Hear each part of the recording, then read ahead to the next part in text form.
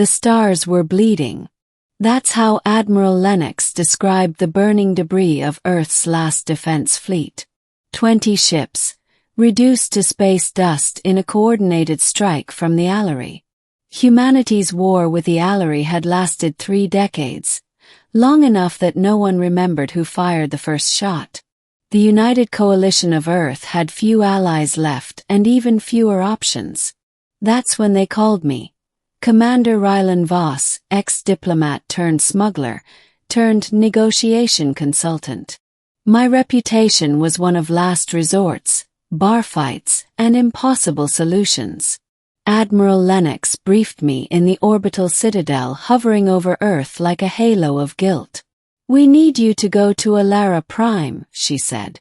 "You'll pretend to marry an Allery noblewoman to cement a peace treaty." I laughed, thinking it was a joke. Then I saw the serious look on her face. "The High Matron of Alara is offering peace," Lennox continued. "But only under ancient Allery custom. Marriage. A symbolic union between both species. It's all ceremonial. No consummation. No strings. Just show up, say the vows, play the role. You'll be back in a month." And so I said yes. Not because I was brave, but because I was tired. Too, her name was Lysithea. Alara Prime was breathtaking. Twin suns, glowing rivers, crystalline architecture that responded to emotion, like breathing glass.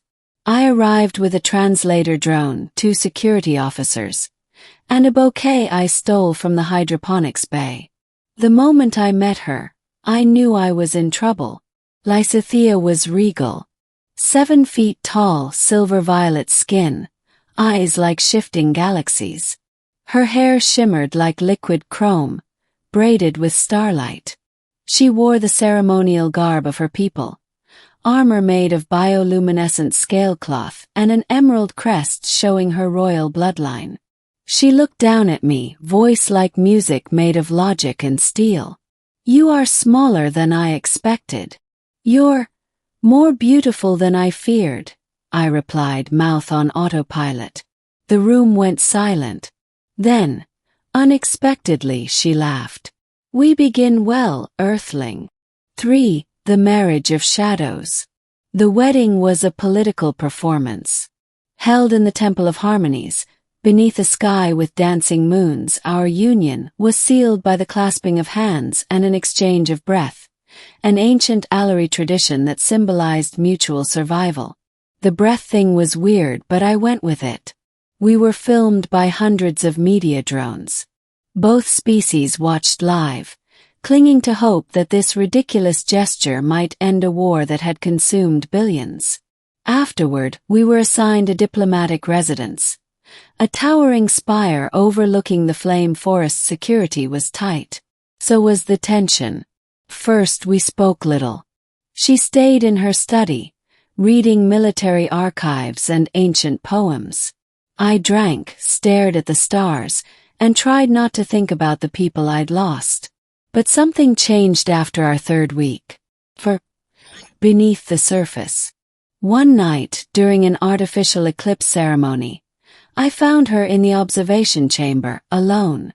She wore no crown, no armor. Just a silk robe that shimmered like liquid night. "You mourn in silence," she said. "I don't mourn," I lied.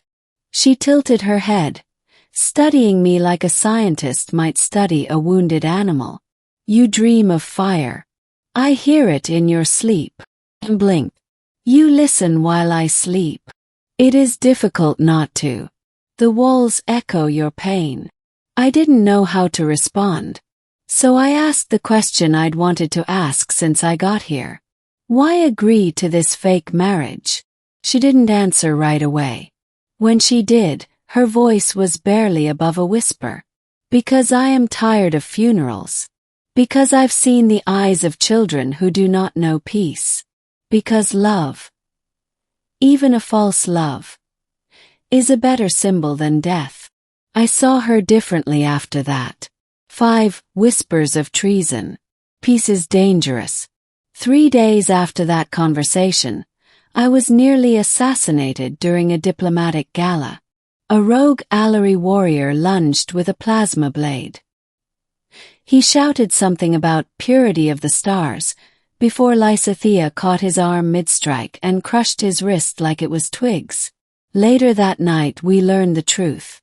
The High Matron, Lysithea's grandmother, was dying, and her sister, Commander Syra, opposed the treaty. Many in the Alari military believed peace was weakness. Earth was prey, a symbol of unworthy softness. Our marriage had angered powerful people. They want this treaty to fail, Lysithea said. They want me to fail. Then we don't give them what they want. We began making appearances together, holding hands, laughing, debating in front of alien journalists. We shared stories about our childhoods, hers raised among warriors, mine hiding from orbital bombings, and somewhere in the blur of diplomacy and danger, we grew close. 6.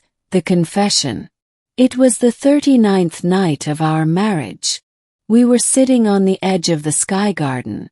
Her bare feet dangled above clouds. Mine stayed planted on the platform. I'm not great with heights. The peace talks are working, she said, her voice calm. Earth has agreed to open its border moons. Alari fleets are standing down. He nodded, but my stomach churned.